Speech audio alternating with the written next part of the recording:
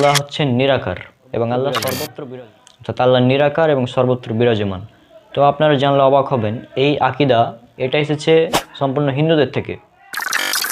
রাসূল সাল্লাল্লাহু আলাইহি সাল্লামের যুগে যাই ছিল না তাই যদি বিদআত হয়, তাহলে তো fan, TV, AC, mobile, internet এটাতে সবই বিদআত হবে। 2020-এর পরে আমি নিজে যাচাই বাছাই করার পর, সঠিক ধর্ম খুঁজে বের করার পর তারপরে আমি মুসলমান হয়েছি। মানে তারপরে আমি নিজ ইচ্ছায় মুসলমান। তারপর থেকে বয়কট একটি গুরুত্বপূর্ণ ভূমিকা পালন করছে। তাই আমাদের বাংলাদেশে যারা আমরা আছি, আমাদের বাংলাদেশিদের উচিত আখেরি নবী মুহাম্মদ সাল্লাল্লাহু আলাইহি সাল্লাম তিনি সেই দোয়াটিকে রেখে দিয়েছেন। অধিকাংশ মানুষই প্রকৃত ব্যাপার সম্পর্কে অবগত নয়। জান্নাতে যাওয়ার যে 4টি শর্ত আছে, 4টিকেই আপনাকে পূরণ করতে হবে। এর মধ্যে যদি একটি না থাকে তাহলে আপনি জান্নাতে যেতে পারবেন না।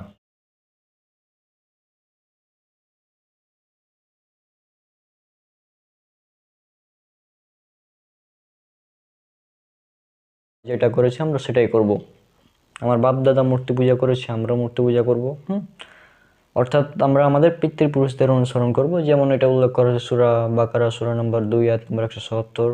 এছাড়া উল্লেখ করা হয়েছে সূরা লুকমান সূরা নম্বর 31 আয়াত নম্বর 21 ইত্যাদি কয়েকটি আয়াতে উল্লেখ করা আছে যে যখন তাদেরকে বলা হয় যে আল্লাহর পক্ষ থেকে নাজিল করা হয়েছে তোমরা তার অনুসরণ করো, কিন্তু তখন তারা বলে যে না, আমরা সেটারই অনুসরণ করব যেটার উপর আমরা আমাদেরকে পিতৃপুরুষদেরকে পেয়েছি, অর্থাৎ আমাদের বাপ দাদারা যেটা করতো আমরা সেটাই করব।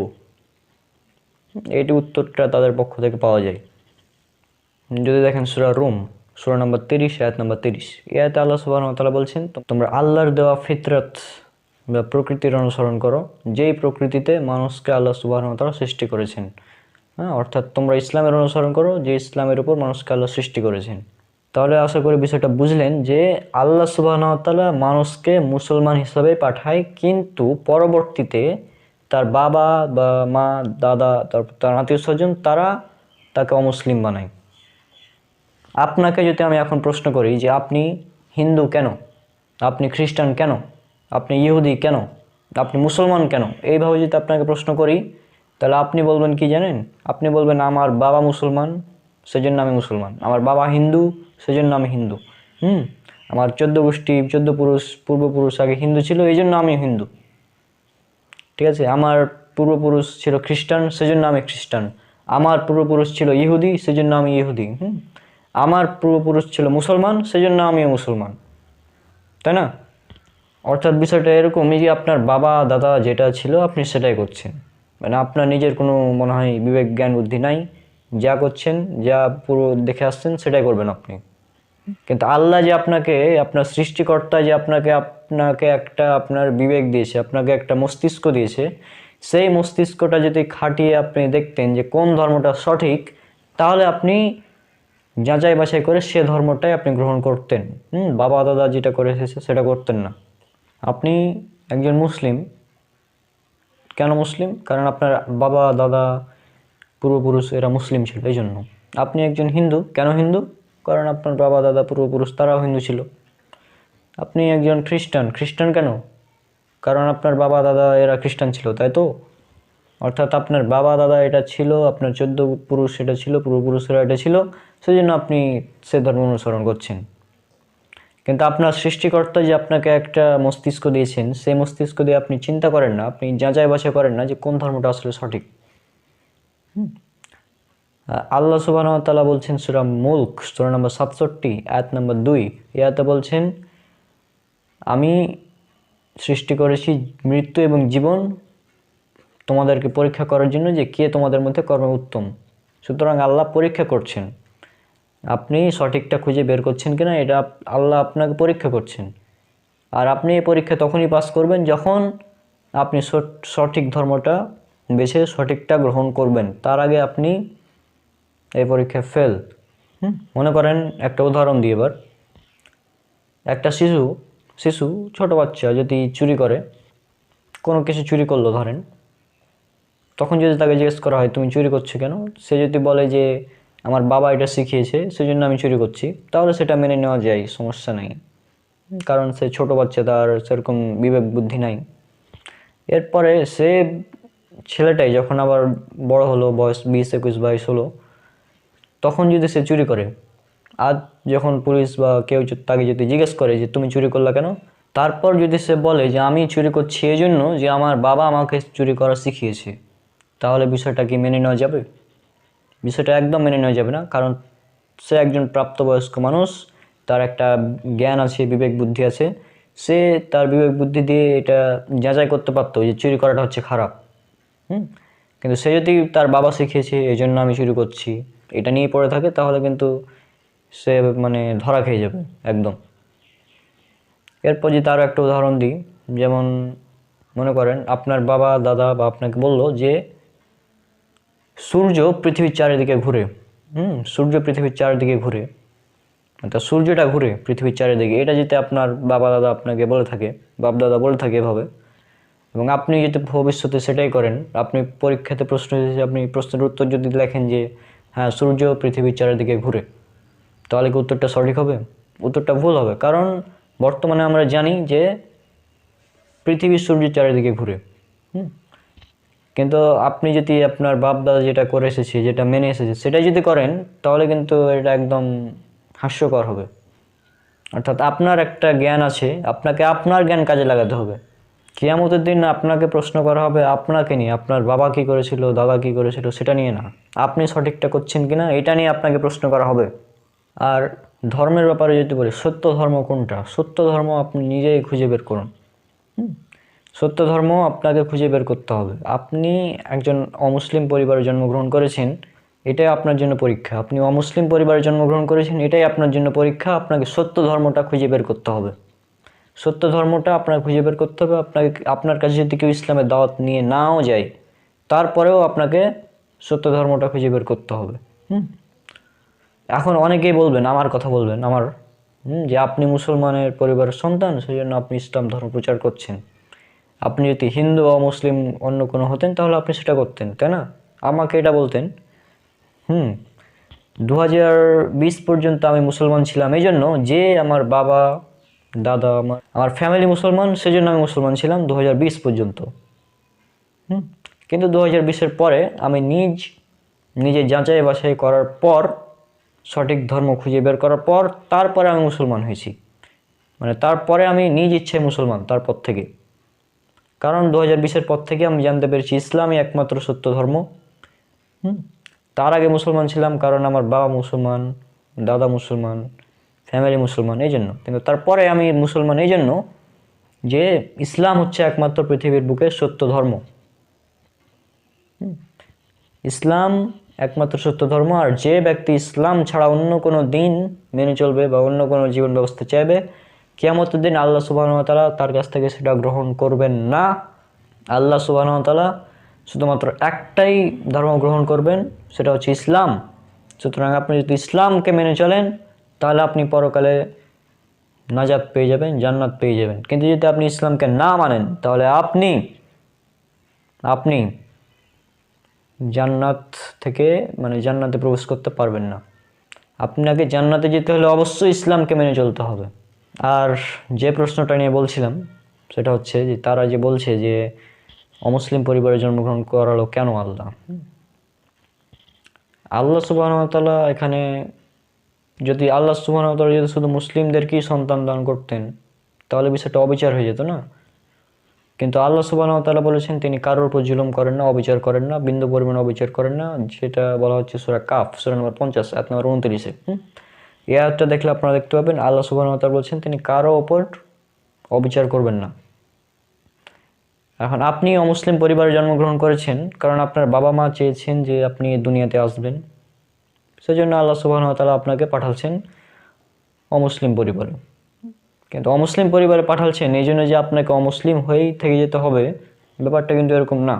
আল্লাহ আপনাকে অমুসলিম পরিবারে পাঠাচ্ছেন, সাথে সাথে আপনাকে উন্নত চিন্তা শক্তিও দিয়েছেন। আপনি এই উন্নত চিন্তা শক্তিকে কাজে লাগিয়ে সঠিক ধর্মটা খুঁজে বের করবেন, সঠিক কোনটা। আপনি জাস্ট নিরপেক্ষ হয়ে যান এবং দেখুন যে সঠিক কোনটা, এটা জাস্ট আপনি খোঁজাখুঁজি শুরু করে দেন এখন থেকে। আর যখনই আপনি খুঁজে পাবেন সঠিক ধর্মটা, সঠিক ধর্ম সেটা হচ্ছে যেটা হচ্ছে সৃষ্টিকর্তা একজনই, আর একজনেরই ইবাদত করতে হবে, দ্বিতীয় কারো ইবাদত করা যাবে না। আর আল্লাহ সুবহানাহু ওয়া তাআলা বলছেন সূরা নিসা সূরা নম্বর 4 আয়াত নম্বর 48 এবং 116, এই দুটি আয়াতে আল্লাহ বলছেন আল্লাহ সমস্ত গুনাহ ক্ষমা করে দেবেন, শুধুমাত্র শিরকের গুনাহ ক্ষমা করবেন না।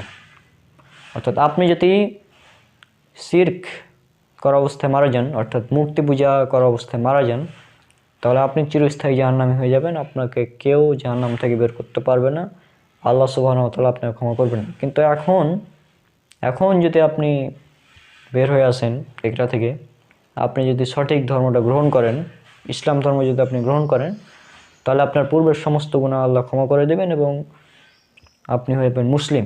ইসলাম হচ্ছে আল্লাহ সুবহানাহু ওয়া তাআলার কাছে আত্মসমর্পণ করা, আর যে ব্যক্তি আল্লাহ সুবহানাহু ওয়া তাআলার কাছে আত্মসমর্পণ করে তাকে বলা হয় মুসলমান।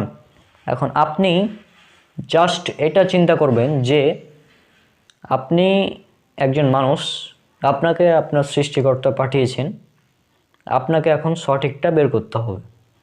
আর নাস্তিক অমুসলিমরা যে ধরনের প্রশ্নটা করছে যে আল্লাহ কেন তাহলে অমুসলিম হিসেবে পাঠালেন, আল্লাহ তার দায়িত্ব পালন করছেন। এখন একজন অমুসলিম বাবা মা তারা চেয়েছে একটি সন্তান নিতে, তা আল্লাহ যদি এখন তাদেরকে সন্তান না দেয়, তাহলে তো সেটা তাদের উপর অবিচার হবে। আল্লাহ জাস্ট সুবিচার করছেন সবার উপর। তারা সন্তান চেয়েছে, আল্লাহ দিয়েছেন। এখন আল্লাহ সবাইকে মুসলমান হিসেবে দিয়েছেন, মুসলমান হিসেবে মানে একটি সফটওয়্যার দিয়েছেন সবার মধ্যে, সেটা হচ্ছে তাও ঈশ্বর একজন, সৃষ্টিকর্তা একজন, একজনের ইবাদত করতে হবে, আর সৃষ্টিকর্তার সাথে কাউকে শরিক করা যাবে না। তো আল্লাহ আপনাকে অমুসলিম হিসেবে পাঠিয়েছেন, আপনার জন্য এটা পরীক্ষা। আর পরীক্ষা যত বড়, পুরস্কারটাও তত বড় হবে। যেমন আমরা যখন এসএসসি পরীক্ষা দিয়েছিলাম, তখন সেই পুরস্কারটা ছিল ছোট, কারণ পরীক্ষাটা ছিল অনেক সহজ, কারণ তার পুরস্কারটা ছিল ছোট, একটা জাস্ট কলেজে ভর্তি হওয়া যাবে। এরপরে যখন আমরা এইচএসসি পরীক্ষা দিলাম, এই পরীক্ষাটা তুলনামূলক কিছুটা কঠিন এসএসসির চাইতে, কারণ পুরস্কারটা আর একটু বড়, যে এই পরীক্ষার পরে আমি মেডিকেল বা অন্যান্য জায়গায় পরীক্ষা দেওয়ার সুযোগটা পাবো। এরপর যখন আমরা মেডিকেল পরীক্ষা দিলাম, তখন এই পরীক্ষাটা হচ্ছে আরও কঠিন, অনেক কঠিন, কারণ এই পুরস্কারটা অনেক বড়, তাই না? তো পরীক্ষাটা যত কঠিন হবে তত বড় হবে আপনার পুরস্কার। আপনি অমুসলিম পরিবারে জন্মগ্রহণ করেছেন, এখন আপনার জন্য এটা পরীক্ষা, আপনার জন্য এটাই পরীক্ষা যে আপনি সঠিক ধর্মটা গ্রহণ করে তারপর মৃত্যুবরণ করছেন কিনা। কিন্তু আপনি যদি সঠিক ধর্ম গ্রহণ করার আগেই মৃত্যুবরণ করেন, তাহলে সেটা আপনার ব্যর্থতা। আর কিয়ামতের দিন আল্লাহ সুবহানাহু ওয়া তাআলা যখন অমুসলিমদের যখন জাহান্নামে নিক্ষেপ করবেন, তখন কিন্তু তারা বলবে না যে আমাদের উপর অবিচার হচ্ছে, এটা কিন্তু তারা বলবে না। তারা বলবে আমাকে ক্ষমা করুন। তারা আল্লাহর বিচারের সাথে একমত, কারণ তার কাছে সত্য ধর্ম পৌঁছাল, কিন্তু সে সেটা গ্রহণ করেনি, সেটা তার দোষ। এখন আমি আপনাকে দাওয়াত দিলাম যে আপনি ইসলাম গ্রহণ করুন, কিন্তু আপনি যদি ইসলাম গ্রহণ না করেন, তাহলে সেটা আপনার দোষ। আপনি তখন জাহান্নামে গেলে সেটা আর আল্লাহকে দোষ দিতে পারবেন না যে আল্লাহ কেন আপনাকে জাহান্নামে ফেলছেন বা কেন আপনাকে অমুসলিম হিসেবে জন্মগ্রহণ করালেন, তাই না? আপনাকে আল্লাহ একটা ব্রেন দিয়েছেন, মস্তিষ্ক দিয়েছেন, আপনাকে সেটা দিয়ে জাস্ট যাচাই করতে হবে যে আমি যে ধর্মটা পালন করছি সেটা সঠিক কিনা। যদি সেটা সঠিক না হয়, তাহলে সঠিক কোনটা, সঠিক ধর্ম তো আপনাকে খুঁজে বের করতে হবে, এটা হচ্ছে মেন কথা। তো আপনি যখন সঠিক ধর্মটা খুঁজে বের করবেন, তারপরেই আপনি সফল হবেন ইনশাল্লাহ। আজকের ভিডিওটি অনেক লম্বা হয়ে গেছে, তো যাই হোক আপনারা দেখবেন। আসসালামু আলাইকুম ওয়া রাহমাতুল্লাহি ওয়া বারাকাতুহু। আশা করি সবাই আল্লাহ সুবহানাহু ওয়া তাআলার রহমতে অনেক অনেক ভালো আছেন। নাস্তিক এবং অমুসলিমদের একটি কমন প্রশ্ন হচ্ছে যে অনেক মানুষ ভালো কাজ করে, এই ভালো কাজ করার কারণে কি তারা কখনো জান্নাতে যাবে? অনেক মানুষ আছে, যেমন মাদার তেরেসা, মহাত্মা গান্ধী, আরও অনেক মানুষ আছে যারা অনেক ভালো কাজ করেছে দুনিয়াতে, মানুষের উপকার করেছে, ভালো কাজ করেছে। তো তারা কি বেহেশতে যাবে? এটা হচ্ছে তাদের প্রশ্ন। এই প্রশ্নের উত্তর প্রথমে বলবো জান্নাতে যাওয়ার জন্য শর্ত হচ্ছে 4টি। কোনো ব্যক্তি যদি 4টি শর্ত পূরণ করতে পারে তাহলে সে ইনশাআল্লাহ জান্নাতে প্রবেশ করবে। এই 4টি শর্ত উল্লেখ করা আছে পবিত্র কোরআনে, সূরা আসর, সূরা নম্বর 103, আয়াত 1 থেকে 3। অর্থাৎ সম্পূর্ণ সূরা আসরটি যদি আপনারা পড়েন তাহলে বিষয়টা বুঝতে পারবেন। সময়ের কসম, আল্লাহ সুবহানাহু ওয়া তাআলা বলছেন, সময়ের কসম, নিশ্চয় সকল মানুষ ক্ষতিগ্রস্ত, তবে তারা নয় যারা ঈমান এনেছে, সৎকর্ম করেছে, পরস্পরকে ভালো কাজের আদেশ দিয়েছে এবং ধৈর্যের আদেশ দিয়েছে। তো এই 4টি শর্ত যারা পূরণ করবে তারা হবে জান্নাতি। যারা পূরণ করতে পারবে না তারা জান্নাতে যেতে পারবে না। সে তার নাম মুসলিম নাম হলেও সে জান্নাতে যেতে পারবে না। যদি তার নাম আব্দুল্লাহ, আব্দুর রহমান, মুসাব্বিরুল ইসলাম, যাই হোক, সে যদি এই 4টি শর্ত পূরণ না করে তাহলে সে জান্নাতে যেতে পারবে না। তো এই 4টি শর্ত যে ব্যক্তি পূরণ করবে সে হবে জান্নাতি। তবে এই 4টির মধ্যে যদি কারোর মধ্যে এক না থাকে, যেমন আপনি অনেক ভালো কাজ করেছেন, অনেক সৎ পথে মানুষকে আহ্বান করেছেন, ভালো কাজের আদেশ দিয়েছেন, ধৈর্যের আদেশ দিয়েছেন, কিন্তু আপনি ঈমান আনেননি, তাহলে আপনি জান্নাতে যেতে পারবেন না। একটা উদাহরণ দিয়ে এই বিষয়ে, ধরুন আমরা যখন পরীক্ষা দিই, যে ধরেন আমি এইচএসসি পরীক্ষা দিলাম, এটার কথাই বলি, তো এখানে আমার মেন সাবজেক্ট ছিল ফিজিক্স, কেমিস্ট্রি, বায়োলজি, এবং ছিল বাংলা, ইংলিশ এবং আইসিটি। তো ধরুন আমি 6টা সাবজেক্ট, আমি ফিজিক্সে 100তে 100 পেলাম, কেমিস্ট্রিতেও পেলাম 100তে 100, বাংলাতেও পেলাম 100তে 100, ইংলিশেও পেলাম 100তে 100, আইসিটিতেও 100তে 100 পেয়ে গেলাম, 5টাতে আমি 100তে 100, কোনো সমস্যা নেই। কিন্তু আমি বায়োলজিতে ফেল করলাম বা যে কোনো একটা সাবজেক্টে ফেল করলাম। 6টা সাবজেক্টের মধ্যে আমি 5টা সাবজেক্টে 99% মার্ক, 100% মার্ক, কিন্তু একটাতে 10% মার্ক, অর্থাৎ ফেল। তাহলে আমার রেজাল্টটা কি পাস আসবে? উত্তর হলো না, রেজাল্ট কিন্তু ফেল আসবে। বিষয়টা ঠিক এরকমই যে জান্নাতে যাওয়ার যে 4টি শর্ত আছে, 4টিকেই আপনাকে পূরণ করতে হবে। এর মধ্যে যদি একটি না থাকে তাহলে আপনি জান্নাতে যেতে পারবেন না। আপনার নাম আব্দুল্লাহ, আব্দুর রহমান, যাই হোক, আপনার মধ্যে যদি ঈমান না থাকে, যদি আপনি সৎকর্ম না করেন, যদি মানুষকে ভালো কাজের কথা আদেশ না দেন, যদি ধৈর্যের আদেশ না দেন, তাহলে আপনি জান্নাতে যেতে পারবেন না। আশা করি উত্তরটা পেয়েছেন। তো ইনশাআল্লাহ দেখা হচ্ছে পরের কোনো ভিডিওতে। ততক্ষণ আল্লাহ সুবহানাহু ওয়া তাআলা সবাইকে শান্তিতে রাখুন। আর আজকের ভিডিওটি ভালো লাগলে শেয়ার করে দিন আপনাদের বন্ধুদের সাথে। আসসালামু আলাইকুম ওয়া রাহমাতুল্লাহি ওয়া বারাকাতুহু। আসসালামু আলাইকুম ওয়া রাহমাতুল্লাহ।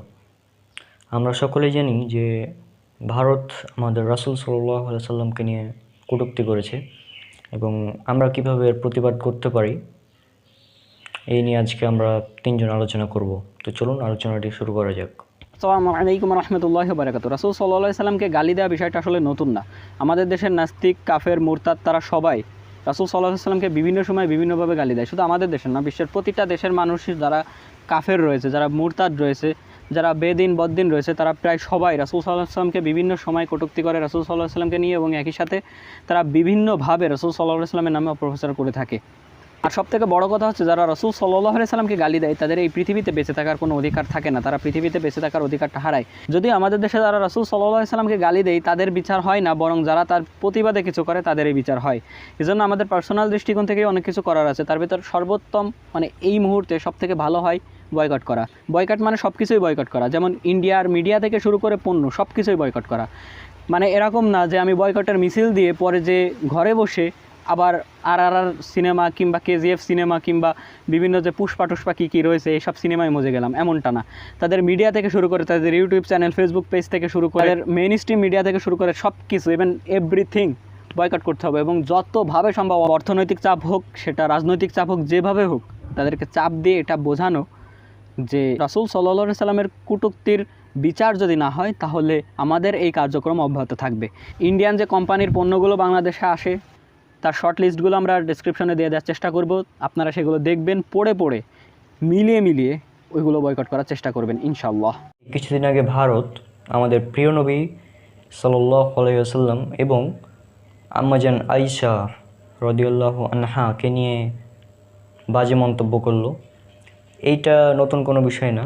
নাস্তিক, অমুসলিম, এরা কাফেররা প্রায় সময় এগুলো করে থাকে। আমরা এই ঘটনার তীব্র নিন্দা এবং প্রতিবাদ জানাচ্ছি। আর আমরা দেখতে পেয়েছি যে যে ভারত যখন এই কাজটা করলো তখন আরবের মুসলিম কান্ট্রিগুলো, সৌদি আরব, কুয়েত, কাতার, এগুলো মুসলিম কান্ট্রিগুলো তারা কিন্তু ভারতের পণ্য বয়কট করা শুরু করেছে। এবং তারা যখন ভারতের পণ্যগুলো বয়কট করলো তখন কিন্তু তারপরে কিন্তু ভারতের অবস্থা অনেকটাই খারাপ হতে লেগেছে। এবং এক্ষেত্রে বলা যায় যে বয়কট একটি গুরুত্বপূর্ণ ভূমিকা পালন করছে। তাই আমাদের বাংলাদেশে যারা আমরা আছি, আমাদের বাংলাদেশিদের উচিত এই ভারতের পণ্যগুলো বয়কট করার চেষ্টা করা। যেসব পণ্য আমরা বয়কট করতে পারবো সেগুলো বয়কট করা, এবং সাথে সাথে ভারতের যত টিভি চ্যানেল আছে, মিডিয়া আছে, এগুলোকে আমাদের বয়কট করতে হবে।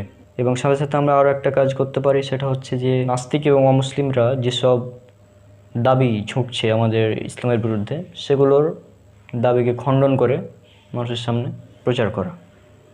তো আমরা বাংলাদেশ থেকে এই দুটি কাজ করতে পারি। আসসালামু আলাইকুম ওয়া রাহমাতুল্লাহি ওয়া বারাকাতুহু।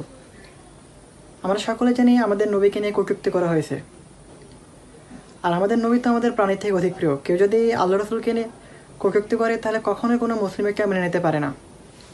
আমাদের অবশ্যই এগুলো বিরোধিতা করতে হবে। তাহলে একজন মুসলিম হিসাবে কীভাবে আমরা এগুলো বিরোধিতা করতে পারি সেটাই আমরা জানব। যে সকল মানুষ এ সম্পর্কে জ্ঞান রাখে, তাদের কটূক্তিগুলো, তাদের দাবিগুলোর জবাব জানেন, যারা এই বিষয়ে অভিজ্ঞ, তারা লেখালেখি অথবা মিডিয়ায় এসে এর উত্তরগুলো দিবেন। আমরা ইতিমধ্যে সেগুলো দেওয়ার চেষ্টা করেছি, তবে সঠিক পন্থায় এগুলো উত্তর দেওয়ার চেষ্টা করতে হবে। অবশ্যই এই বিষয়ে আপনাকে অভিজ্ঞ হতে হবে। আর সাধারণ মানুষ কীভাবে এর বিরোধিতা করবে, সে দেশের পণ্যগুলো বর্জন করার মাধ্যমে আমরা এগুলো তাদের বিরোধিতা করতে পারি। আমরা সকলে জানি অনেক মুসলিম দেশ তাদের পণ্যগুলো বর্জন করেছে। এখন অন্যরা কী করছে সেটা আমাদের দেখার বিষয় নাই। আমরা কতটুকু সে দেশের পণ্যগুলো বর্জন করতে পারছি এটাই আমাদের দেখার বিষয়। নিজ নিজ অবস্থান অনুযায়ী সে দেশের পণ্যগুলো বর্জন করার চেষ্টা করুন। এটা সাধারণের জন্য, সকলের জন্য, সকল মুসলিমের জন্য।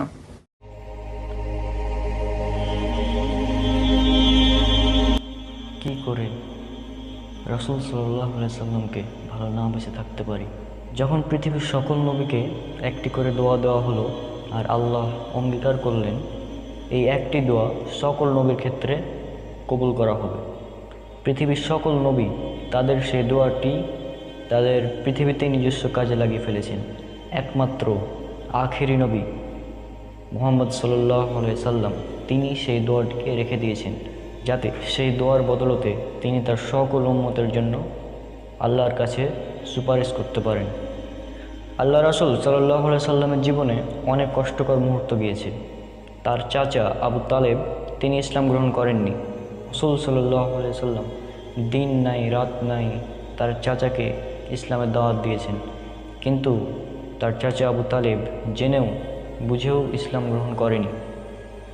রাসূল সাল্লাল্লাহু আলাইহি সাল্লাম চাইলে পারতেন তার সেই দোয়াটিকে কাজে লাগিয়ে তার চাচার জন্য হিদায়াতের দোয়া করতে, এবং আল্লাহ সেটা কবুল করে নিতেন। রাসূল সাল্লাল্লাহু আলাইহি সাল্লাম যখন তায়েববাসীদের কাছে দাওয়াত দিতে গেলেন তখন তায়েববাসীরা নির্মমভাবে তাকে অত্যাচার করলো, নির্মমভাবে তাকে অত্যাচার করে তাকে সেখান থেকে তাড়িয়ে দিল। কিন্তু রাসূল সাল্লাল্লাহু আলাইহি সাল্লাম চাইলে পারতেন সেই দোয়াটিকে কাজে লাগিয়ে তায়েববাসীদের সকলের জন্য হিদায়াতের দোয়া করতে, আল্লাহ সেটা কবুল করে নিতেন। কিন্তু তিনি সেটা করেননি। তিনি সেই দোয়াটি বাঁচিয়ে রেখে দিয়েছেন আমার আপনার জন্য, যাতে সেই দোয়ার বদলতে তিনি আমাদের জন্য আল্লাহর কাছে সুপারিশ করতে পারেন। রাসূল সাল্লাল্লাহু আলাইহি সাল্লাম চাইলে পারতেন তার প্রিয়তম স্ত্রী আম্মাজান খাদিজা রাদিয়াল্লাহু আনহা এর যেন দীর্ঘ হায়াত হয় সেই জন্য আল্লাহর কাছে দোয়া করতে। তিনি চাইলে পারতেন সেই দোয়াটিকে কাজে লাগিয়ে তার জীবনে যেন কোনো ধরনের দুঃখ কষ্ট না আসে সেই দোয়া করতে। কিন্তু তিনি সেটা করেননি। তিনি সেই দোয়াটি জমা রেখে দিয়েছেন কিয়ামতের দিনের জন্য। হাসরের ময়দানে তিনি সেই দোয়াটিকে কাজে লাগিয়ে আমাদের জন্য সুপারিশ করবেন। একদিন রাসূল সাল্লাল্লাহু আলাইহি সাল্লাম অঝরে কান্না করছেন। তখন সাহাবারা এসে জিজ্ঞেস করলেন, ইয়া রাসূলুল্লাহ, আপনি কেন কান্না করছেন? তখন রাসূল সাল্লাল্লাহু আলাইহি সাল্লাম বললেন, আমার ভাইদের খুব দেখতে ইচ্ছে করছে। তখন সাহাবারা বললেন, ইয়া রাসূলুল্লাহ, আমরা কি আপনার ভাই নই? তখন রাসূল সাল্লাল্লাহু আলাইহি সাল্লাম বললেন, না, তোমরা আমার সাহাবা। আমার ভাই হলো তারা যারা আমার পরে আসবে এবং আমাকে না দেখেও আমাকে বিশ্বাস করবে, ইসলাম গ্রহণ করবে। একদিন আম্মাজান আয়েশা রাদিয়াল্লাহু আনহা রাসূল সাল্লাল্লাহু আলাইহি সাল্লামকে প্রফুল্লময় দেখে বললেন, ইয়া রাসূলুল্লাহ, আমার জন্য আল্লাহর কাছে দোয়া করুন। তখন রাসূল সাল্লাল্লাহু আলাইহি সাল্লাম বললেন, হে আল্লাহ, আপনি তার পূর্বের ও পরের প্রকাশ্য এবং অপ্রকাশ্য সকল গুনাহ ক্ষমা করে দিন। রাসূল সাল্লাল্লাহু আলাইহি সাল্লামের দোয়া শুনে আম্মাজান আয়েশা রাদিয়াল্লাহু আনহা অত্যন্ত খুশি। তখন রাসূল সাল্লাল্লাহু আলাইহি সাল্লাম তাকে বললেন, তুমি কি আমার এই দোয়া শুনে অত্যন্ত খুশি হয়েছ? তখন আম্মাজান আয়েশা রাদিয়াল্লাহু আনহা বললেন, আপনার এই দোয়া শুনে খুশি না হয়ে কি পারা যায়? তখন রাসূল সাল্লাল্লাহু আলাইহি সাল্লাম বললেন, আল্লাহর শপথ, আমি প্রত্যেক নামাজে আমার সকল উম্মতের জন্য এই দোয়াই করে থাকি। এ এক বিস্ময়কর ইতিহাস যে মানুষটা তার 63 বছরের জীবনে একটা মিথ্যা কথাও বলেনি। সেই মানুষটাকে কি করে আমি ভালো না বাসে থাকতে পারি? কিয়ামতের দিন যখন সকল নবী ইব্রাহিম আলাইহিস সালাম, ইয়া নাফসি, ইয়া আল্লাহ, আমাকে বাঁচান, সকল নবী ভাবে নাফসি নাফসি করবেন কিয়ামতের দিন। কেবলমাত্র আখেরি নবী রাসূল সাল্লাল্লাহু আলাইহি সাল্লাম তিনি বলবেন, ইয়া উম্মতি, হে আল্লাহ, আমার উম্মতকে বাঁচান। কোনো ব্যক্তি ততক্ষণ পর্যন্ত ইমানদার হতে পারবে না যতক্ষণ সে রাসূল সাল্লাল্লাহু আলাইহি সাল্লামকে তার বাবা, মা, সন্তান, এমনকি নিজের জীবনের চেয়ে তো বেশি ভালো না বুঝতে পারে। যে রাসূল সাল্লাল্লাহু আলাইহি সাল্লাম আমার জন্মের আগেই আমাকে ভালোবেসেছেন, সেই রাসূল সাল্লাল্লাহু আলাইহি সাল্লামকে কী করে ভালো না বেসে থাকতে পারি?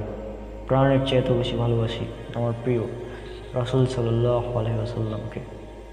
তুমি যদি অধিকাংশ লোকের অনুসরণ করো তাহলে তারা তোমাকে আল্লাহর পথ থেকে বিপদগামী করে দেবে। তারা কেবল আন্দাজ অনুমানের অনুসরণ করে, তারা মিথ্যাচার ছাড়া আর কিছুই করে না।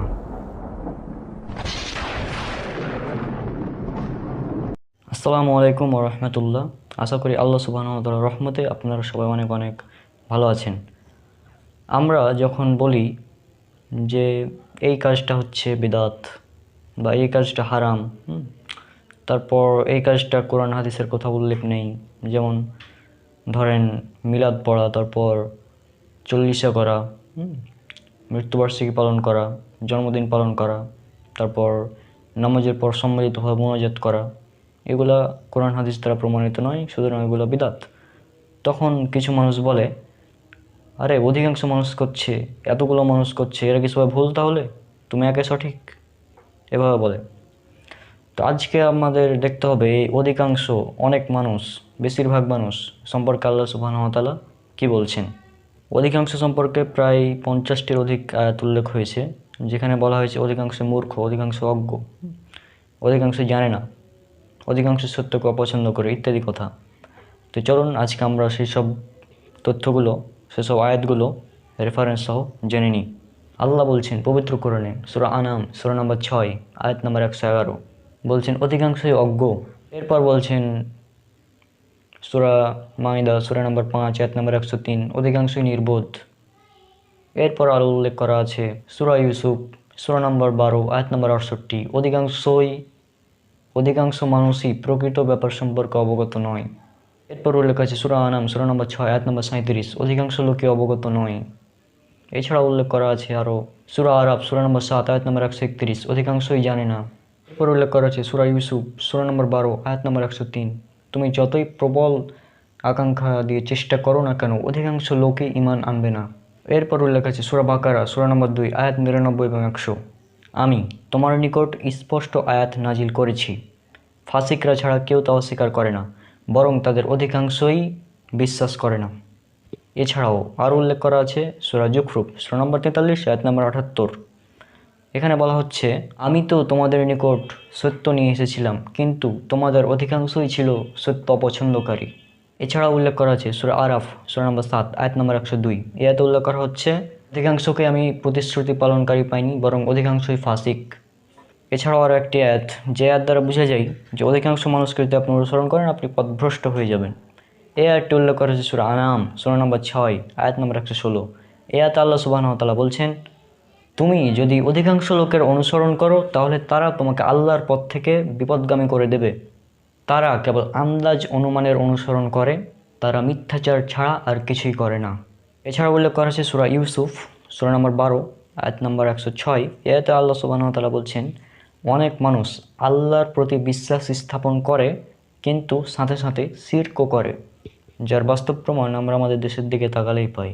এছাড়াও সূরা ইউনুস 10 নম্বর সূরা 36 নম্বর আয়াত, এই আয়াতে উল্লেখ করা হচ্ছে, তাদের অধিকাংশই শুধু আন্দাজ এবং অনুমানের উপর ভিত্তি করে চলে, অথচ সত্যের বেলায় আন্দাজ এবং অনুমান কোনো কাজে আসে না। আরও উল্লেখ আছে সূরা আম্বিয়া সূরা নম্বর 21 আয়াত নম্বর 24, অধিকাংশই সত্য জানে না। এছাড়াও আল্লাহ বলছেন সূরা মুমিনুন সূরা নম্বর 23 আয়াত নম্বর 77। এই আয়াতে আল্লাহ সুবহানাহু ওয়া তাআলা বলছেন, অধিকাংশ মানুষ সত্যকে পছন্দ করে না। অধিকাংশ মানুষ সত্য অপছন্দ করে, সত্যকে অপছন্দ করে অধিকাংশ মানুষই। এছাড়া উল্লেখ করা আছে সূরা লোকমান সূরা নম্বর 31 আয়াত নম্বর 25, অধিকাংশ জ্ঞান রাখে না। এছাড়া উল্লেখ আছে সূরা হুজুরাত সূরা নম্বর 49 আয়াত নম্বর 4, অধিকাংশই বোঝে না, অধিকাংশই অবুঝ। তাহলে অধিকাংশ সম্পর্কে এতগুলো আয়াত উল্লেখ করা আছে, আরও আছে, আমি যে কয়েকটা রেফারেন্স মনে ছিল সেগুলো বলার চেষ্টা করলাম। তো এইসব অধিকাংশ মানুষকে যদি আপনি অনুসরণ করেন তাহলে আপনি পথভ্রষ্ট হয়ে যাবেন। আপনাকে অনুসরণ করতে হবে সত্য কোরআন এবং সহিহ হাদিস, এর বাইরে আমরা যাব না। আমাদের সব কিছুর মাপকাঠি হবে কোরআন এবং সহিহ হাদিস। যে কেউ যত বড়ই আলেম হোক, যত বড় মুফতি হোক না কেন, তার কথাকে আমাদের কোরআন এবং সহিহ হাদিস দিয়ে যাচাই করে দেখতে হবে। যদি কোরআন এবং সহিহ হাদিসের সাথে তার কথা মিলে যায় তাহলে মানতে হবে, যদি না মিলে তাহলে তার কথাকে ছুঁড়ে ফেলে দিতে হবে। এই হচ্ছে আমাদের কাজ, তাহলে আমরা সঠিক পথে থাকতে পারবো। অন্যথায় অধিকাংশ মানুষ করছে, বেশিরভাগ মানুষ করছে, এগুলো বলে পার পাওয়া যাবে না। তো আশা করি আজকের ভিডিওটি আপনাদের ভালো লেগেছে। ইনশাআল্লাহ দেখা হচ্ছে পরের কোনো ভিডিওতে। ততক্ষণ আল্লাহ সুবহানাহু ওয়া তাআলা সবাইকে শান্তিতে রাখুন। আসসালামু আলাইকুম ওয়া রাহমাতুল্লাহি ওয়া বারাকাতুহু। আসসালামু আলাইকুম ওয়া রাহমাতুল্লাহ। আশা করি আল্লাহ সুবহানাহু ওয়া তাআলার রহমতে আপনারা সবাই অনেক ভালো আছেন। আমাদের সমাজে এমন কিছু মানুষ আছে যারা অনুসরণ করে তাদের বাপ দাদা, তাদের পূর্বপুরুষ যা করে এসেছে তারা সেটাই করবে। আবার কিছু মানুষ আছে যারা অনুসরণ করে তাদের বড় বড় আলেম, বড় বড় হুজুরদের। আবার এমন কিছু মানুষ আছে যারা বলে হাদিস মানা যাবে না, মানতে হবে কোরআন, শুধু কোরআন, হাদিস মানা যাবে না। এরা নিঃসন্দেহে পথভ্রষ্ট এবং বাতিল ফিরকা। এছাড়াও আর একটা গ্রুপ আছে যারা বলে, এ ভাই এত বিদাত কেন করো? রাসূল সাল্লাল্লাহু আলাইহি সাল্লামের যুগে যাই ছিল না তাই যদি বিদাত হয় তাহলে তো fan, TV, AC, mobile, internet এটাতে সবই বিদাত হবে। তাদের যুক্তি এটা। তো আজকে এই সমস্ত বিষয় নিয়ে কিছু কথা বলবো এবং কোরআন এবং সহিহ হাদিস থেকে প্রমাণ দেব। তো চলুন শুরু করা যাক। প্রথমেই আমাদের মানদণ্ড ঠিক করতে হবে। আমাদের হকের মানদণ্ড, সত্যের মানদণ্ডটা কি, এটা আগে আমাদের ঠিক করে নিতে হবে। আমাদের শরীয়তের মূল উৎস হচ্ছে দুইটি, কোরআন এবং সহিহ হাদিস। হকের মানদণ্ড হচ্ছে কোরআন এবং সহিহ হাদিস। আমাদের অনুসরণ করতে হবে কোরআন এবং সহিহ হাদিস। আর কোরআন যে হক বা সত্য, এই বিষয়ে আল্লাহ সুবহানাহু ওয়া তাআলা বলছেন পবিত্র কোরআনে সূরা ইউনুস সূরা নম্বর 10 আয়াত নম্বর 108। আল্লাহ সুবহানাহু ওয়া তাআলা বলছেন, সত্য তোমার পালনকর্তার পক্ষ থেকে পৌঁছে গিয়েছে। অর্থাৎ আমাদের নিকট সত্য এসে গেছে এবং এই সত্য হচ্ছে কোরআন এবং আমাদের রাসূল সাল্লাল্লাহু আলাইহি সাল্লামের সহিহ হাদিস। এটা হচ্ছে সত্য এবং আমাদের অনুসরণ করতে হবে এই দুটাই। এখন বলুন ভাই, কোরআন না হলে অনুসরণ করলাম, হাদিস অনুসরণ করতে হবে, এর দলিল কোথায়? এটা বলতে পারে অনেকে যারা হাদিস অস্বীকারী, তারা এটা বলে যে মানতে হবে কোরআন, হাদিস মানা যাবে না, তারা এটা বলে। আজকে তাদের দেখাবো যে হাদিস মানা বাধ্যতামূলক, কোরআন থেকেই দেখাবো। তো চলুন আমরা দেখি আয়াতগুলো। প্রথমে আমাদের বুঝতে হবে হাদিস জিনিসটা কি। হাদিস হচ্ছে রাসূল সাল্লাল্লাহু আলাইহি সাল্লামের কথা, কাজ এবং সমর্থন। অর্থাৎ রাসূল সাল্লাল্লাহু আলাইহি সাল্লাম যে সব কথা বলেছেন, যেসব কাজ করেছেন এবং যেসব কাজে সমর্থন দিয়েছেন, যেগুলো নিষেধ করেছেন, এগুলো হচ্ছে হাদিস। রাসূল সাল্লাল্লাহু আলাইহি সাল্লাম তো এখন আমাদের মাঝে জীবিত নেই, তাহলে আমরা তাকে অনুসরণ করব কিভাবে? আমরা তাকে অনুসরণ করার জন্য আমাদের বিশুদ্ধ হাদিস গ্রন্থগুলো পড়তে হবে, বিশুদ্ধ হাদিস গ্রন্থগুলো থেকে জ্ঞান অর্জন করতে হবে। এরকম বিশুদ্ধ হাদিস গ্রন্থ অনেকগুলো আছে, যেমন সহিহ বুখারী এবং সহিহ মুসলিম, এর সবগুলো হাদিস একদম বিশুদ্ধ। সহিহ বুখারী, সহিহ মুসলিম, সুনান আবু দাউদ, সুনান তিরমিজি, সুনান নাসাই, সুনান ইবনে মাজাহ, এই 6টি হাদিসকে বলা হয় কুতুবে সিত্তা বা অনেকে সিয়া সিত্তাও বলে। অর্থাৎ এই 6টি গ্রন্থের মধ্যে বুখারী এবং মুসলিম এই 2টি হাদিস গ্রন্থের সবগুলো হাদিস সহিহ এবং বাকি 4টা হাদিস গ্রন্থের অধিকাংশ হাদিসই সহিহ। এই জন্য এগুলোকে বলা হয় কুতুবে সিত্তা বা সিহা সিত্তা। এছাড়াও আরও অনেকগুলো হাদিস গ্রন্থ রয়েছে, যেমন রয়েছে মিসকাত, রয়েছে মুস্তাদরাক হাকিম, মুসনাদ আহমদ, বুলগুল মারাম, আরও অনেকগুলো হাদিস গ্রন্থ রয়েছে। তো আমাদের এই হাদিস গ্রন্থগুলো পড়তে হবে, কিন্তু একটা গ্রুপ আছে বর্তমানে বাংলাদেশে রয়েছে যারা বলে যে আমরা শুধু কোরআন মানবো, হাদিস মানবো না। তাদের এ দাবি সম্পূর্ণ মিথ্যা, কারণ হাদিস না মানলে কোরআন মানা হয় না। চলুন আমরা আজকে সেই দলিলগুলো দেখে নিই। আল্লাহ সুবহানাহু ওয়া তাআলা পবিত্র কোরআনে বলেছেন, এটার উল্লেখ করা আছে সূরা আল আহজাব সূরা নম্বর 33 আয়াত নম্বর 21, অবশ্যই তোমাদের জন্য রাসূলুল্লাহ সাল্লাল্লাহু আলাইহি সাল্লামের মধ্যে রয়েছে উত্তম আদর্শ। এবং আল্লাহ সুবহানাহু ওয়া তাআলা বলছেন, এটা উল্লেখ করা আছে সূরা হাসর সূরা নম্বর 59 আয়াত নম্বর 7। এখানে আল্লাহ সুবহানাহু ওয়া তাআলা বলছেন, রাসূল তোমাদের যা দেয় তা গ্রহণ করো এবং রাসূল তোমাদের থেকে যা নিষেধ করে তা বর্জন করো। অর্থাৎ এই আয়াতে আল্লাহ সুবহানাহু ওয়া তাআলা স্পষ্টভাবে রাসূল সাল্লাল্লাহু আলাইহি সাল্লামকে অনুসরণ করতে বলছেন। এছাড়াও আরও 20টিরও অধিক আয়াত রয়েছে যেগুলোতে আল্লাহ সুবহানাহু ওয়া তাআলা বলছেন রাসূল সাল্লাল্লাহু আলাইহি সাল্লামকে অনুসরণ করতে হবে। যেমন উল্লেখ করা আছে সূরা আল ইমরান সূরা নম্বর 3 আয়াত নম্বর 32, আল্লাহ ও রাসূলের আনুগত্য প্রকাশ করো। এছাড়া উল্লেখ করা আছে সূরা ইমরান সূরা নম্বর 3 আয়াত নম্বর 132, আল্লাহ ও রাসূল সাল্লাল্লাহু আলাইহি সাল্লামের আনুগত্য প্রকাশ করো যাতে তোমাদের উপর রহমত করা হয়। এছাড়া উল্লেখ করা আছে সূরা নূর সূরা নম্বর 24 আয়াত নম্বর 52, যারা আল্লাহ সুবহানাহু ওয়া তাআলা ও রাসূল সাল্লাল্লাহু আলাইহি সাল্লামের আনুগত্য করে তারাই কৃতকার্য, তারাই সফলকাম। এছাড়া উল্লেখ করা আছে সূরা নূর সূরা নম্বর 24 আয়াত নম্বর 54, বলুন আল্লাহ ও রাসূলের আনুগত্য প্রকাশ করো, যদি তারা মুখ ফিরিয়ে নেয় তবে তার উপর ন্যস্ত দায়িত্বের জন্য সে দায়ী এবং তোমাদের উপর ন্যস্ত দায়িত্বের জন্য তোমরা দায়ী। তোমরা যদি তার আনুগত্য করো তাহলে সৎপথ পাবে। রাসূলের দায়িত্ব তো কেবল সুস্পষ্টভাবে বাণী পৌঁছে দেওয়া। তাহলে এই আয়াত থেকে আমরা বুঝতেই পাচ্ছি যে আল্লাহ সুবহানাহু ওয়া তাআলা রাসূল সাল্লাল্লাহু আলাইহি সাল্লামকে অনুসরণ করতে বলছেন। এছাড়াও দেখুন আরও অনেকগুলো আয়াত আছে, যেমন এরপর উল্লেখ করা আছে সূরা নূর সূরা নম্বর 24 আয়াত নম্বর 56, নামাজ কায়েম করো, যাকাত প্রদান করো, রাসূলের আনুগত্য প্রকাশ করো যাতে তোমরা রহমত প্রাপ্ত হও। এরপর আরও একটি আয়াত যেটা কয়েকবার রিপিট করা হয়েছে, যেমন এই আয়াতটা আমি রেফারেন্স বলছি, তবে এই আয়াতে বলা হচ্ছে তোমরা আল্লাহকে ভয় করো এবং আমার আনুগত্য করো, অর্থাৎ রাসূল সাল্লাল্লাহু আলাইহি সাল্লামের আনুগত্য করো। এই আয়াতটি উল্লেখ করা হয়েছে সূরা শুআরা সূরা নম্বর 26 আয়াত নম্বর 108, আয়াত নম্বর 110, আয়াত নম্বর 126, আয়াত নম্বর 144, আয়াত নম্বর 163, আয়াত নম্বর 179।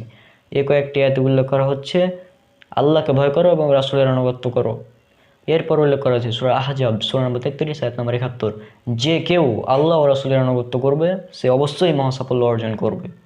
এরপরে উল্লেখ করা আছে সূরা মুহাম্মদ সূরা নম্বর 47 আয়াত নম্বর 33, হে মুমিনগণ, তোমরা আল্লাহর আনুগত্য করো এবং রাসূল সাল্লাল্লাহু আলাইহি সাল্লামের আনুগত্য করো এবং তোমাদের কর্ম বিনষ্ট করো না।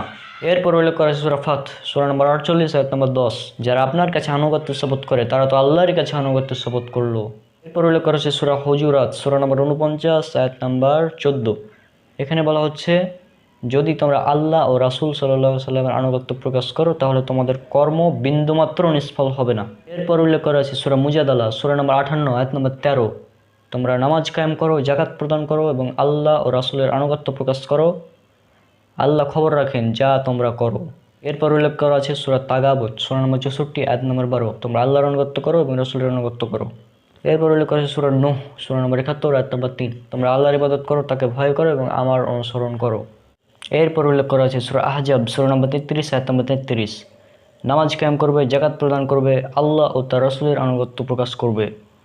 এরপর উল্লেখ করা আছে সূরা ইমরান সূরা নম্বর 3 আয়াত নম্বর 31, যদি তোমরা আল্লাহকে ভালোবাসো তাহলে আমার অনুসরণ করো। এরপর উল্লেখ করা আছে সূরা ইমরান সূরা নম্বর 3 আয়াত নম্বর 50, আর আমি তোমাদের নিকট এসেছি তোমার পালনকর্তার নিদর্শন সহ, কাজেই আল্লাহকে ভয় করো এবং আমার অনুসরণ করো।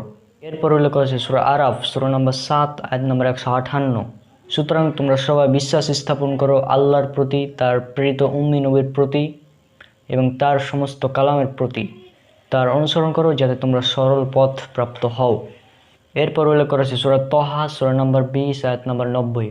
তো তোমরা আমার অনুসরণ করো এবং আমার আদেশ মেনে চলো। এছাড়াও আরও কয়েকটি আয়াত উল্লেখ করা আছে যেখানে বলা হচ্ছে তোমরা রাসূল সাল্লাল্লাহু আলাইহি সাল্লামের অনুসরণ করো। তাহলে একবার চিন্তা করুন, এই দল যারা বলছে হাদিস মানা যাবে না, মানতে হবে কোরআন, তারা নিঃসন্দেহে পথভ্রষ্ট। কারণ আল্লাহ নিজেই কোরআনে বলছেন রাসূল সাল্লাল্লাহু আলাইহি সাল্লামকে অনুসরণ করতে। তাহলে তারা যদি রাসূল সাল্লাল্লাহু আলাইহি সাল্লামের হাদিস না মানে, তাহলে তারা কিভাবে কোরআনকে অনুসরণ করলো? কারণ হাদিসকে অনুসরণ না করলে তো কোরআনকে অনুসরণ করা হচ্ছে না। কারণ কোরআন হচ্ছে হক। আল্লাহ সুবহানাহু ওয়া তাআলা পবিত্র কোরআনকে বলেছেন হক, মানে সত্য। কোরআন হচ্ছে সত্য। যদি আপনারা পড়েন সূরা কাহাফ সূরা নম্বর 18 আয়াত নম্বর 29, সত্য তোমার রবের পক্ষ থেকে। এছাড়াও আছে সূরা ইউনুস সূরা নম্বর 10 আয়াত নম্বর 108, হে মানুষ, তোমাদের নিকট সত্য তোমাদের রবের পক্ষ থেকে পৌঁছে গিয়েছে। এছাড়াও রাসূল সাল্লাল্লাহু আলাইহি সাল্লাম হাদিসকে বলেছেন হক। যদি আপনারা পড়েন সুনান আবু দাউদ কিতাবুল ইলম হাদিস নম্বর 3646, সেই সত্তার শপথ যার হাতে আমার প্রাণ, এই মুখ থেকে সর্বাবস্থায় সত্য ব্যতীত অন্য কিছুই বের হয় না। সুতরাং কোরআন হচ্ছে হক এবং হাদিস হচ্ছে হক। আমাদের হকের মানদণ্ড হবে পবিত্র কোরআন এবং সহিহ হাদিস। এখন কেউ যদি কোরআন এবং সহিহ হাদিস ছাড়া অন্য কিছু অনুসরণ করে তাহলে সে হকের পথে নাই, এটাই স্বাভাবিক। আবার কিছু মানুষ আছে যারা বলে আমরা অনুসরণ করব সেটাই যেটা আমাদের বাপ দাদা করে আসছে, মানে সে সত্য মিথ্যা যাচাই করবে না, তার বাপ দাদা বেদাত করছিল সে সেটাই করবে। এবং এইটা হচ্ছে মুশরিকদের নীতি। কারণ মক্কার কাফের মুশরিকরা এই কথা বলতো। যদি আপনারা পড়েন সূরা বাকারা সূরা নম্বর 2 আয়াত নম্বর 177, এছাড়া উল্লেখ করা হয়েছে সূরা মাইদা সূরা নম্বর 5 আয়াত নম্বর 104, এছাড়াও আছে সূরা লোকমান সূরা নম্বর 31 আয়াত নম্বর 21। তিনটি আয়াতে একই কথা বলা হচ্ছে। আল্লাহ সুবহানাহু ওয়া তাআলা বলছেন যখন তাদেরকে বলা হয় তোমরা সেই হুকুমের আনুগত্য করো যা আল্লাহর পক্ষ থেকে নাজিল করা হয়েছে, তখন তারা বলে না, আমরা সেটাই অনুসরণ করব যার উপরে আমাদের বাপ দাদাদেরকে পেয়েছি। যদিও তাদের বাপ দাদা সঠিক পথে ছিল না, তারপরেও কি তারা অনুসরণ করবে তার বাপ দাদাকে? এভাবে বলছেন। তাহলে এবার চিন্তা করুন, আমাদের অনুসরণ করতে হবে পবিত্র কোরআন এবং সহিহ হাদিস। এখন কেউ বাপ দাদা করছে সেই জন্য আমিও করব, বিষয়টা এমন না। আমাদের সত্য মিথ্যা যাচাই করতে হবে। কারণ আল্লাহ পবিত্র কোরআনে আমাদের সত্যকে খুঁজে নিতে বলেছেন, সত্য। যদি আপনারা পড়েন সূরা মুহাম্মদ সূরা নম্বর 47 আয়াত নম্বর 3, যারা কাফের তারা বাতিল পথ অনুসরণ করে, আর যারা বিশ্বাসী তারা অনুসরণ করে যা তাদের পালনকর্তার পক্ষ থেকে সত্য এসেছে সেটার। এছাড়া আল্লাহ বলছেন সূরা ইউনুস সূরা নম্বর 10 আয়াত নম্বর 109, ওহির প্রতি অনুসরণ করো। এছাড়াও আমাদের কোরআন এবং সহিহ হাদিসকে অনুসরণ করতে হবে এবং একই সাথে আমাদের সেটা যাচাই করতে হবে যে এটা আসলে সঠিক কিনা। কেউ কোনো কথা বললো সেটা আমরা যাচাই বাছাই ছাড়াই যেন প্রচার না করি। কেননা আল্লাহ বলছেন পবিত্র কোরআনে সূরা বাকারা সূরা নম্বর 2 আয়াত নম্বর 111, প্রমাণ পেশ করো যদি তোমরা সত্যবাদী হও। এছাড়াও আল্লাহ বলছেন পবিত্র কোরআনে সূরা হুজুরাত সূরা নম্বর 49 আয়াত নম্বর 6, যদি তোমাদের নিকট কেউ কোনো খবর নিয়ে আসে তাহলে তোমরা সেটা যাচাই করে নাও। এখন আর একটা বিষয় এখানে অ্যাড করতে চাই, সেটা হচ্ছে এগুলো তো গেল। এখন আবার অনেকে বলে যে বড় বড় আলেম বড় বড় হুজুররা এগুলো করছে, এগুলো কি তাহলে ভুল? অর্থাৎ তারা অনুসরণ করে তাদের বড় বড় হুজুরদের। তো এই বিষয়ে আল্লাহ সুবহানাহু ওয়া তাআলা বলছেন সূরা আরাফ সূরা নম্বর 7 আয়াত নম্বর 3, তোমরা অনুসরণ করো যা তোমাদের রবের পক্ষ থেকে নাজিল করা হয়েছে এবং আল্লাহকে বাদ দিয়ে তোমরা অনুসরণ করো না তোমাদের সাথীদের, অর্থাৎ আলেম হুজুর বড় পীর এদের। অর্থাৎ আল্লাহ এই আয়াতে নিষেধ করে দিচ্ছেন যে আল্লাহকে বাদ দিয়ে অন্য কোনো হুজুর আলেম পীর এদের অনুসরণ না করতে। তাহলে এখন পর্যন্ত সম্পূর্ণ আলোচনা থেকে আমরা যেটা বুঝলাম, আমাদের অনুসরণ করতে হবে পবিত্র কোরআন এবং সহিহ হাদিস, এবং আমাদের অনুসরণ করা যাবে না বাপ দাদাদের, বড় হুজুরদের, এদের অনুসরণ করা যাবে না। আশা করি আপনারা বিষয়টা বুঝতে পেরেছেন। আমাদের অনুসরণ করতে হবে রাসূল সাল্লাল্লাহু আলাইহি সাল্লামকে, এবার আসি বেদাত সম্পর্কে। বেদাত সম্পর্কে যদি আলোচনা করতে যাই তো অনেক লম্বা একটা আলোচনার প্রয়োজন আছে। তো এই ভিডিওটা বড় হয়ে যাচ্ছে, তারপরেও আপনারা ধৈর্য সহকারে দেখতে থাকুন, ইনশাল্লাহ ভালো কিছু পাবেন। বেদাত নিয়ে কথা বলতে হয়,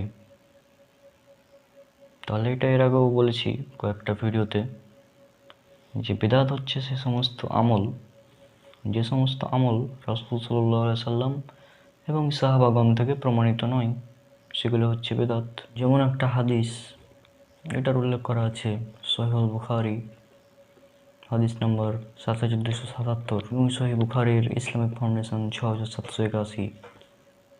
হাদিসটি হচ্ছে, সর্বোত্তম কালাম হলো আল্লাহ সুবহানাহু ওয়া তাআলার কালাম অর্থাৎ পবিত্র কোরআন, এবং সর্বোত্তম পথ হচ্ছে রাসূল সাল্লাল্লাহু আলাইহি সাল্লামের দেখানো পথ।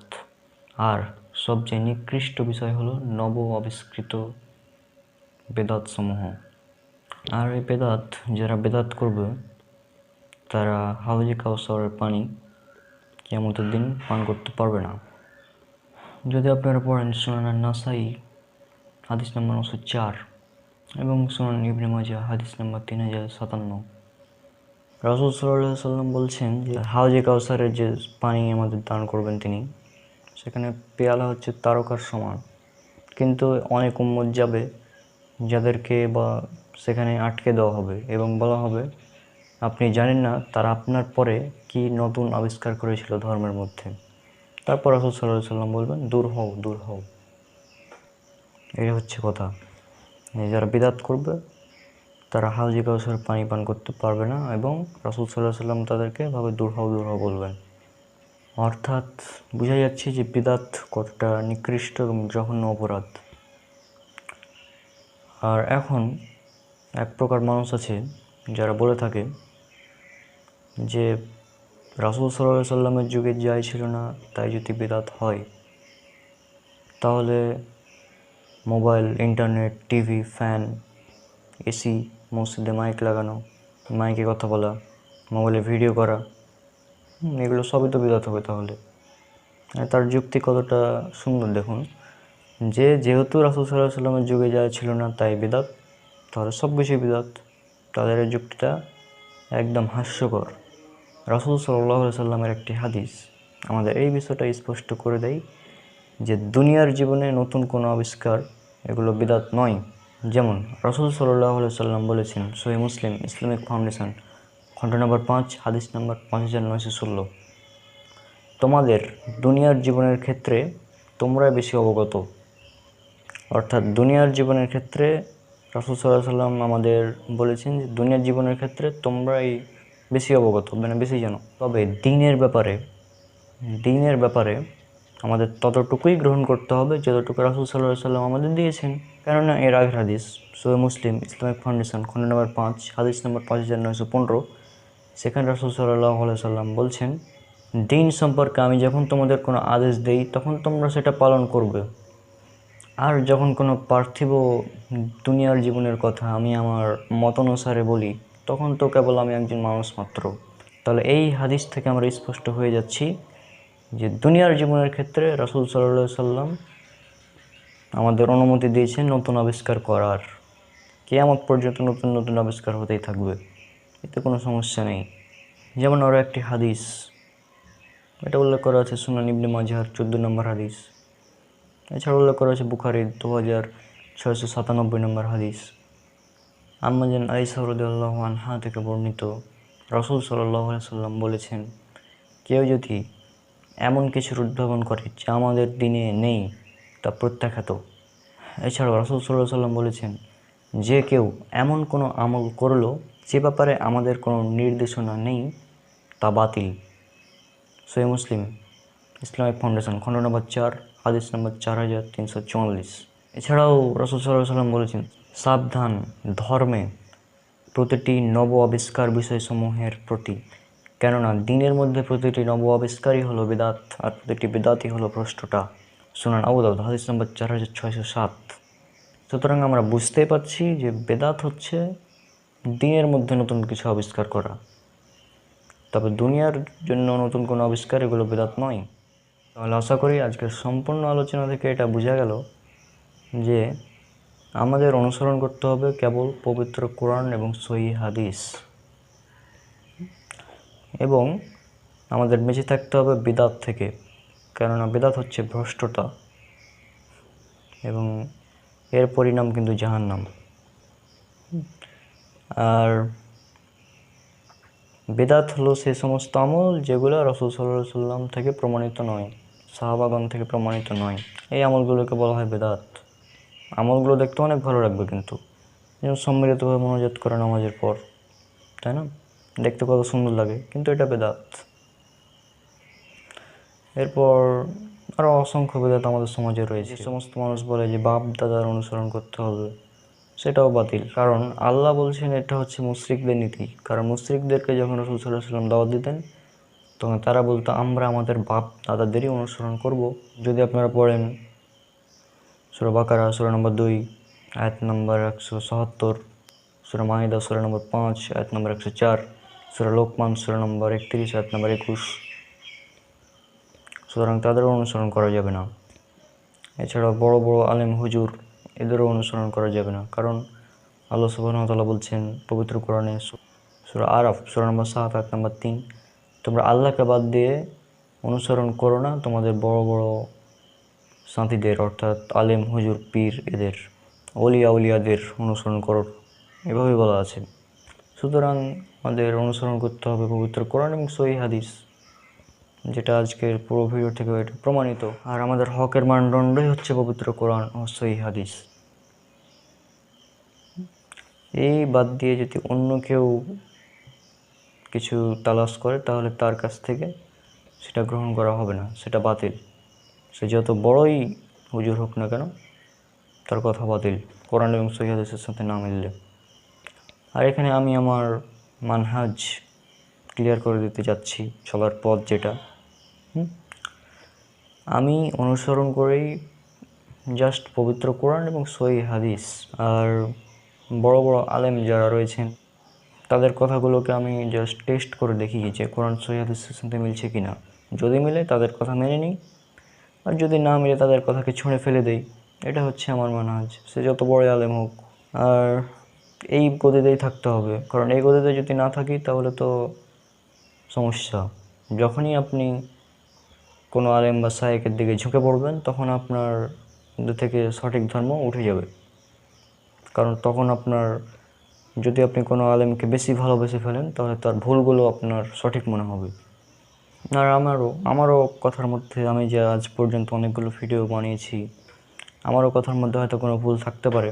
আপনারা সেটা যাচাই করে নেবেন। কারণ আল্লাহ সুবহানাহু ওয়া তাআলা বলেছেন পবিত্র কোরআনে সূরা হুজুরাত সূরা নম্বর 49 আয়াত নম্বর 6, যখন কেউ তোমাদের নিকট কোনো খবর নিয়ে আসে, তোমরা সেটা যাচাই করে নাও।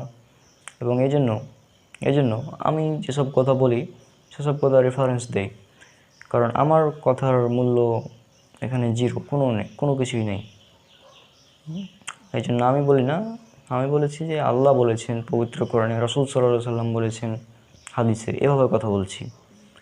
কারণ আমার মতো মানুষের কথার কোনো ভ্যালুই নেই, তবে রাসূল সাল্লাল্লাহু আলাইহি সাল্লামের কথার ভ্যালু আছে, আল্লাহর কথারও ভ্যালু আছে। এবং আমি যেহেতু রেফারেন্স দিয়ে কথা বলছি এবং আমি নিজ চোখে দেখেই এগুলো বলছি, আমি হাদিস এবং কোরআন পড়েছি তারপরে বলছি, তার আগে তো বলছি না ভাই। এবং সর্বশেষ আমি আরও একটি বিষয় এখানে অ্যাড করতে চাই, সেটা হচ্ছে যারা রাসূল সাল্লাল্লাহু আলাইহি সাল্লামকে অনুসরণ করে না, তাদের জন্য এটি একটি সতর্কবাণী। আল্লাহ বলেছেন পবিত্র কোরআনে সূরা ফুরকান সূরা নম্বর 25 আয়াত নম্বর 27, জালিমরা সেদিন নিজের হাত দুটো কামড়িয়ে বলবে, হাই যদি রাসূলের সাথে কোনো পথ অবলম্বন করতাম। আরও উল্লেখ করা আছে সূরা আহজাব সূরা নম্বর 33 আয়াত নম্বর 66 এবং আয়াত নম্বর 67। সেখানে বলা হচ্ছে যেদিন তাদের চেহারাগুলোকে আগুনের উপর করা হবে, তখন তারা বলবে, হাই যদি আমরা আল্লাহ রাসূলের আনুগত্য করতাম। এবং এর পরের আয়াত অর্থাৎ সূরা আহজাব সূরা নম্বর 33 আয়াত নম্বর 67, এখানে বলা হচ্ছে তারা আরও বলবে, হে আমাদের রব, আমরা আমাদের নেতৃবৃন্দ এবং বিশিষ্ট লোকদের অনুসরণ করেছিলাম, তারাই আমাদের পথভ্রষ্ট করেছিল। অর্থাৎ তারা রাসূল সাল্লাল্লাহু আলাইহি সাল্লামের অনুসরণ বাদ দিয়ে নিজেদের হুজুর, বাপদাদা, বড় বড় আলেম বা বিশিষ্ট লোকদের অনুসরণ করেছিল। এই জন্য আর তাদের বিশিষ্ট লোকরাই তাদের পথভ্রষ্ট করেছিল। এবার হয়তো আপনারা বলতে পারেন, ভাই অধিকাংশ মানুষই তো অনুসরণ করছে তাদের বাপদাদাকে, তাদের বড় হুজুরকে, পীরকে। এরা কি সবাই তাহলে ভুল পথে আছে? আমি অধিকাংশ নিয়ে একটি ভিডিও বানিয়েছিলাম, যদি সেই ভিডিওটি আপনারা দেখে থাকেন তাহলে এই বিষয়ে বুঝতে পারবেন যে অধিকাংশ মানুষই ছিল পথভ্রষ্ট। সেখানে বলেছিলাম, অনেকগুলো রেফারেন্স দিয়েছিলাম, তার মধ্যে কয়েকটি এখানে উল্লেখ করছি। যেমন উল্লেখ করা আছে সূরা আনআম সূরা নম্বর 6 আয়াত নম্বর 116, আপনি যদি অধিকাংশ লোকের অনুসরণ করেন তবে তারা আপনাকে আল্লাহর পথ থেকে দূরে সরিয়ে নেবে, তারা তো কেবল আন্দাজ অনুমানের অনুসরণ করে, তাই না? তাহলে অধিকাংশ মানুষ করছে তাই বলে করতে হবে, এটা কিন্তু ঠিক না। কারণ আল্লাহ বলছেন পবিত্র কোরআনে সূরা মুমিনুন সূরা নম্বর 23 আয়াত নম্বর 77, অধিকাংশ মানুষই সত্যকে পছন্দ করে না। সুতরাং অধিকাংশ মানুষ করছে তার মানে যে সেটা সঠিক হবে এমনটা কিন্তু না, এই ধারণা সম্পূর্ণ ভুল। এবং রাসূল সাল্লাল্লাহু আলাইহি সাল্লামের একটি হাদিস উল্লেখ করা আছে জামে আত-তিরমিজিতে, হাদিস নম্বর 2641, এবং মিসকাত হাদিস নম্বর 171। রাসূল সাল্লাল্লাহু আলাইহি সাল্লাম বলছেন, আমার উম্মত 73 দলে বিভক্ত হবে, 72 দল যাবে জাহান্নামে, একটি দল যাবে জান্নাতে। তখন সাহাবীরা জিজ্ঞেস করলেন, ইয়া রাসূলুল্লাহ, জান্নাতি দল কোনটি? তখন রাসূল সাল্লাল্লাহু আলাইহি সাল্লাম বললেন, আমি এবং আমার সাহাবাগণ যার উপর প্রতিষ্ঠিত আছি।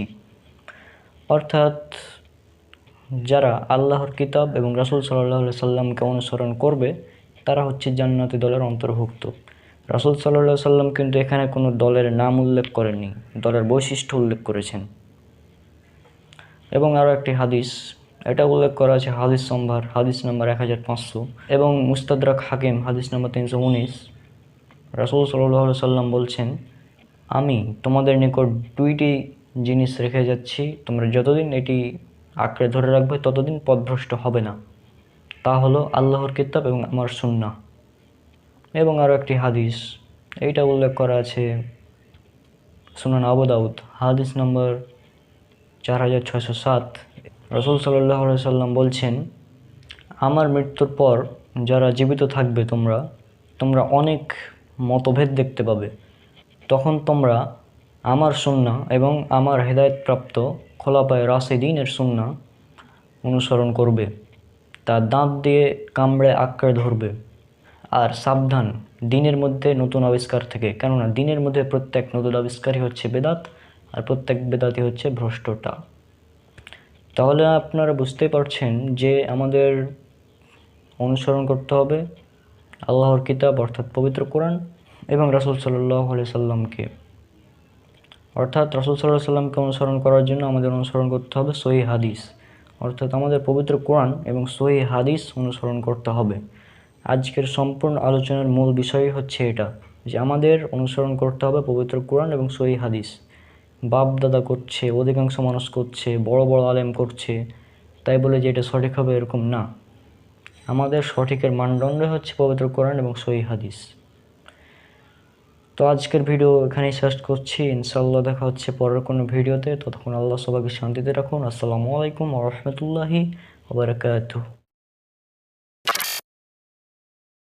আসসালামু আলাইকুম ওয়া রাহমাতুল্লাহি ওয়া বারাকাতুহু। আশা করছি আল্লাহ সুবহানাহু ওয়া তাআলার রহমতে আপনারা সবাই অনেক অনেক ভালো আছেন। আজকে একটি গুরুত্বপূর্ণ টপিকে আলোচনা করব। বিষয়টি খুবই গুরুত্বপূর্ণ, তাই ধৈর্য সহকারে সম্পূর্ণ ভিডিওটি দেখতে। এখানে আমি আরও একটি রিকোয়েস্ট করে দিতে চাচ্ছি যে আপনারা যারা ভিডিও দেখেন তারা অনেকে ভিডিও দেখে রেখে দেন, ভিডিওতে লাইক দেন না। আপনি চাইলে আমার চ্যানেল সাবস্ক্রাইব করতে পারেন, নাও পারেন, সেটা সম্পূর্ণ আপনার ব্যাপার। তবে ভিডিওতে যদি আপনি একটি লাইক দেন তাহলে এই একটি লাইকের কারণে এই ভিডিওটা ইউটিউব আরও 10 জনের কাছে পৌঁছে দিবে। আর ফেসবুকেও একই ব্যাপার, ফেসবুকে যদি লাইক দেন বা কমেন্ট করেন তাহলে ভিডিওটি অনেক মানুষের কাছে পৌঁছে যাবে। তো এভাবে আপনার ইসলাম প্রচারে অংশগ্রহণ করতে পারেন, কিন্তু না, অনেকে জাস্ট দেখিয়ে রেখে দিলাম। তো আপনাদের কাছে রিকোয়েস্ট থাকবে যে আপনারা ভিডিওতে কমপক্ষে একটি লাইক দিতে পারেন। লাইক দিতে তো আর টাকা লাগছে না, আপনার চাইলে একটি লাইক দিতে পারেন। আজকের আলোচ্য বিষয় হচ্ছে মানে ইসলামী একটি গুরুত্বপূর্ণ আকীদার ব্যাপারে, যে আকীদার ব্যাপারে হানাফি, শাফিঈ, মালিকি, হাম্বলি সমস্ত যারা আহলে সুন্নাহ ওয়াল জামাতের অনুসারী তারা একমত। অর্থাৎ আহলে সুন্নাহ ওয়াল জামাতের যেটা আকীদা আল্লাহ সম্পর্কে, সেটা আজকে আমি উল্লেখ করব। এ ব্যাপারে আমার আলোচনা আছে, এর আগেও কয়েকটি ভিডিওতে করেছি। তবে আজকে আলোচনাটা আর অন্যরকমভাবে করব। আর আমরা যে 23 তারিখে লাইভটা করলাম, 23/8/2023, তো সেখানে স্রষ্টার অস্তিত্ব নিয়ে লাইভটা করেছি এবং সেখানে হিন্দু ধর্ম থেকেও কিছু রেফারেন্স উল্লেখ করেছি। তো এখানে গুরুত্বপূর্ণ কিছু পয়েন্ট ছুটে গিয়েছিল। এই আকিদের ব্যাপারটা আমি উল্লেখ করবো ভেবেছিলাম, কিন্তু আসলে সময়ের অভাবে মানে অনেক বড় হয়ে গেছিল লাইভ, ওই জন্য করিনি।